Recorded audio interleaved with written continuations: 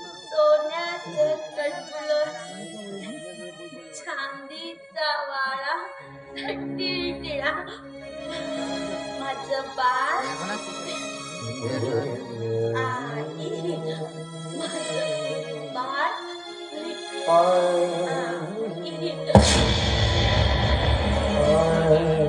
आई एकच असेल नाही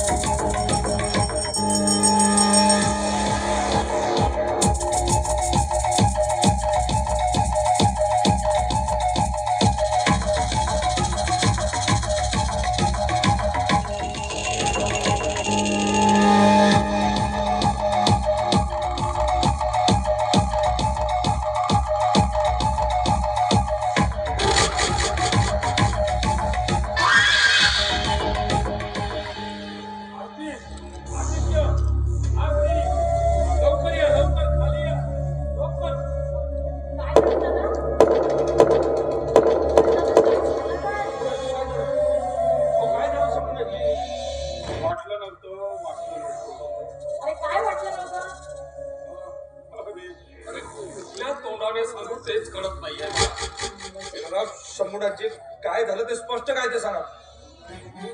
हे तुमचा आग्रह आहे तर ते तुमच्या घराची इज्जत गेली. काय झालं माझ्या घराची इज्जतीला? हे बघा एवढे तापट होऊ नका. सांगायचं म्हणजे आताच तुमची वहिनी आणि तो दाढीवाला मुका दोघ जण इथे आत गेले. मुका तुझ्या वहिनीला असं पकडलं होतं.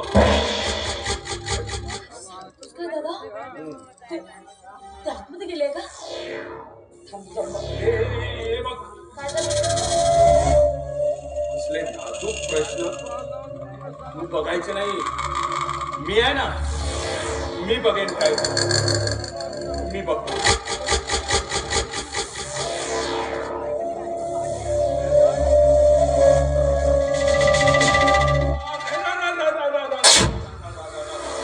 हे बघण्या अगोदर माझे डोळे का फुटले नाही?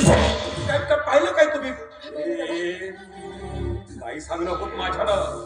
अरे तुझी वहिनी आणि तो मुका नको त्या अवस्थेत त्या बाईने तर तुमच्या घराला वेशेचा अड्डा बनवून ठेवलाय. हे सगळं खोट आहे. माझा विश्वास नाही या गोष्टीवर. बहिणी याने असलं नीच कृत्य बहिणी असं कधीच करू शकत नाही. हा तुमचा विश्वास आहे. असाच विश्वास तुमच्या भावावर सुद्धा होता ना. याच बहिणीच्या लाडक्या वीराने तुझ्या बायकोचा म्हणजे आरतीचा हात धरला होता की नाही? तरी याचा संशय मला पहिलेच आला होता. कसला संशय होता तुला आधी? आधी म्हणजे काय, असाच एक दिवस मी इथे बसलो होतो.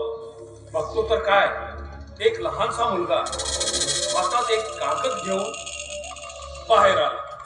मी त्याला म्हटलं की हे कसलं कागद आहे, दे ना माझ्याकडे. तो द्यायला तयारच नव्हता. मी त्याला 50 रुपये दिले आणि तो कागद मागून घेतला. पण काय लिहिलं काय होतं त्या कागदात? आणि कुठे तो कागद? तुम्हाला तर अशी कल्पना होती, तुम्ही आधीच का नाही सांगितलं मला? कसं सांगणार आहे? तुम्हाला काय वाटेल की आरतीचा भाऊ इथेच राहतो, आमचंच खातो आणि आमचीच इज्जत चव्हाट्यावर काढतो, असं वाटलं असतं का नाही? तो कागद कुठे काय लिहिलं त्याच्यात? आहे मी जपून ठेवलेला आहे तो कागद. हे बघा यात लिहिलेलं आहे, प्रिय पंकज भाऊजी, मी वेडेपणाचं सोंग हुबेहूब वटवलेलं आहे. तुम्ही या वेडेपणाचा फायदा घ्या. मग आपण काही दिवसाने इथून खूप दूर पळून जाऊ.